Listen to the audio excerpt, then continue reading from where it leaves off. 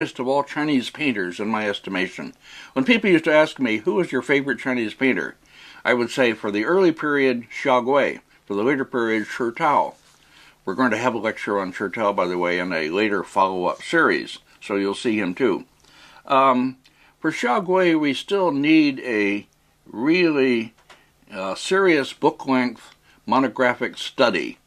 There isn't one. The study of him by Suzuki K, which was presented at a symposium in 1970, and which I refer to in this lecture, and I have it on your guide, didn't really take us very far. I myself wrote the biography of Xiaogui for the Encyclopedia Britannica, the 15th edition published in 1974, but that too is very short and doesn't take us far. I hope that the lecture that follows then, by presenting some of Xiaogui's finest works in good images, and adding what I hope is helpful commentary on them, will inspire some specialist in the future maybe to undertake the serious study of him that we really need, because he is a very great master, as I hope you'll agree on watching what follows.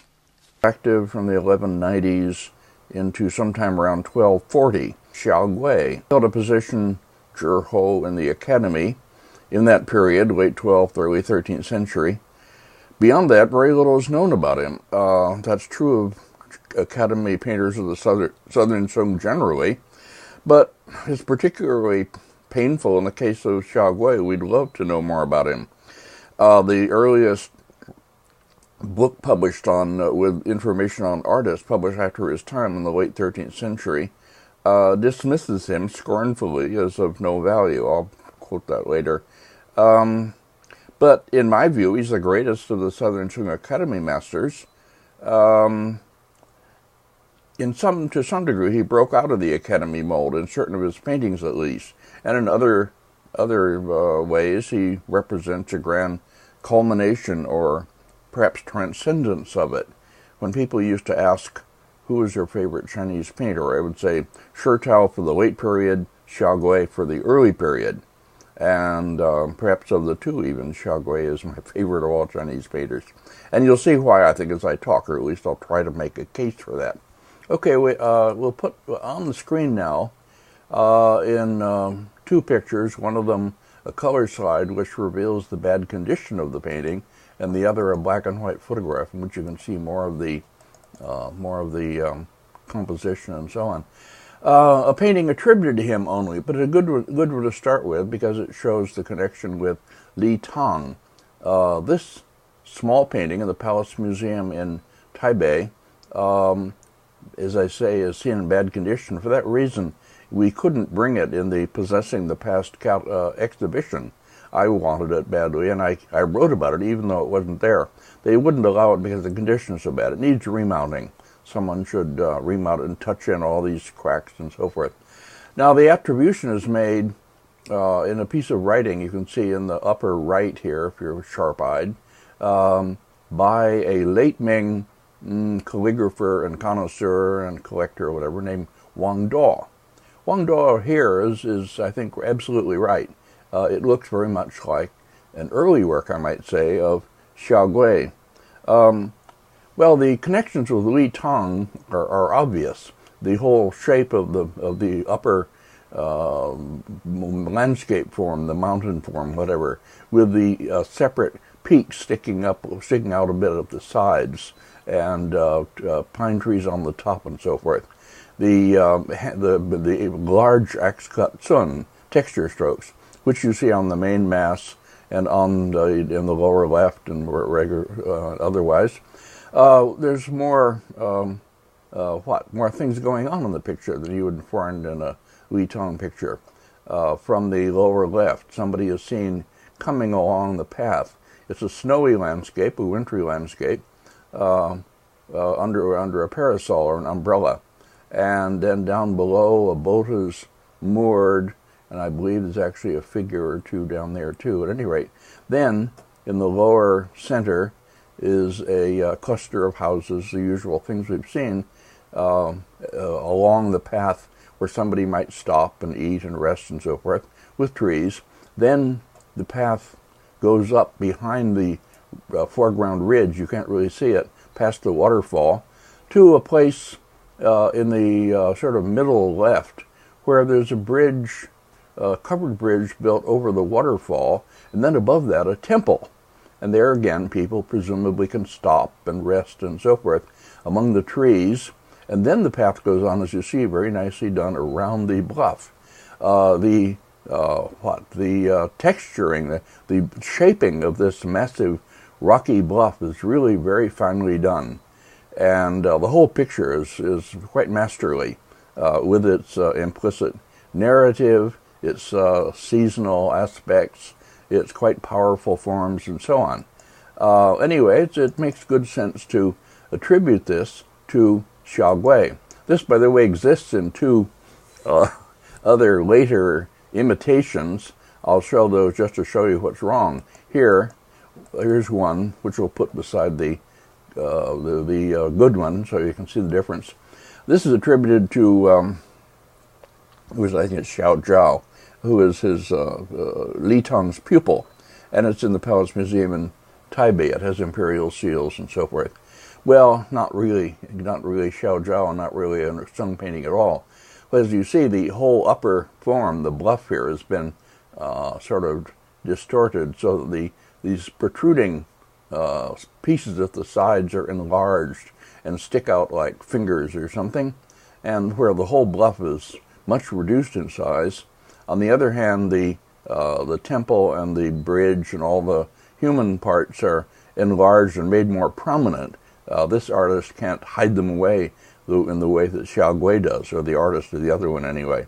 And generally, it's just flattened, and the forms are outlined more heavily and squared off. Anyway, not a very poor imitation. And the next, please. This one was owned by C.C. Wang, as I remember, and it's attributed, well, crazily to a early Song artist named Gao Kaming. But anyway, it doesn't matter. Again, the main upper form is flattened out, and the two protruding peaks at the sides are enlarged, and all the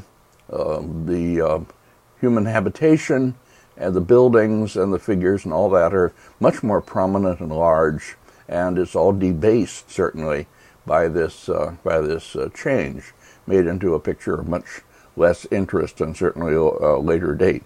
Okay, going on. Now, if we don't have any dated Xiaogui, same as with Moyuan, we can't really, if we put together a kind of hypothetical development from early to later, we do it only on the basis of style. What seems to connect more clearly with earlier style, what seems to exhibit his style more fully, and so forth. This is a fan-shaped album leaf in the Palace Museum in Taipei, and men in a house or a waterside pavilion, open house, gazing at a waterfall. There's a signature here. I can't tell you exactly who it is, but I remember it is signed, and it may well be an early work of Xiaogui. It has less of his distinctive style, more of kind of everybody's, the whole Academy style as a general style. Here the figures are turning uncharacteristically, looking back, looking to the right at the waterfall instead of looking out toward the waterfall. That's a little unusual. The boat that brought them is moored to their left here. A path leads in from the lower right, and then some quite lovely pine trees, and across the water, a kind of done in washes, the stream flowing out of the distance. And then up above, what is really most characteristic of Xiaogui is this top of the bluff. Xiaogui loves to paint these tops of ridges, or with a bit of vegetation, with all the space, misty space below. So, okay, fine painting, very likely Xiaogui in his early period, or so I would take it to be. Here is another fan painting. This one is or was in the collection of a very fine dealer in Kyoto, whom I knew very well, Yanagi. Furumonzen in Kyoto. I hope he's still active. He has several children who also have stores there. Anyway, the whole family is active. Yanagi, I photographed this, saw it first, and photographed it in his collection, and published it actually first, I think, with his permission. This has a little signature, which you can see over at the left edge here, just saying Xiaogui, which seems perfectly okay to me. It's one of the returning scenes, which I make into a theme, and I'll show more of them later, just since they're very common in Southern Sing Academy painting especially. This theme of returning late, as I recommended last time, read the section on Southern Sing Academy painting in my book, The Lyric Journey, where I deal with this in some considerable length and talk about why it was probably so popular in the Southern Sing period. Okay, here, as you see in the detail, next please, here's the detail. A farmer, presumably, the standard figure, one of the standard figures, with his load over his shoulder on a pole, making his way across the bridge through this wintry landscape past the river and to a cluster of houses, a person seen inside one of them, and wintry trees, bare trees in this case, and snowy landscape, a little bit of texturing. Well, this seems a perfectly fine, genuine work of Xiaogui, and I would take it at least to be a reliable, genuine work. You can see the signature way over here on the left in the detail. All right, enough of that.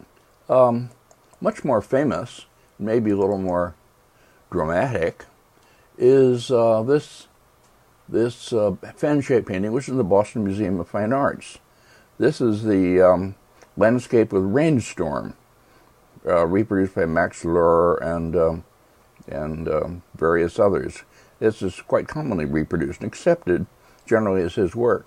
There is a kind of signature, maybe genuine, I suppose it is, written a little squidgily as if with a painting brush, but the same is true of the Fan Quan signature on the great Fan Quan painting. At any rate, somewhere here under the trees, I can't show you exactly, it was discovered, I remember when it was discovered, it was by the son of Zhuang Yan, named Zhuang Shun, as I remember.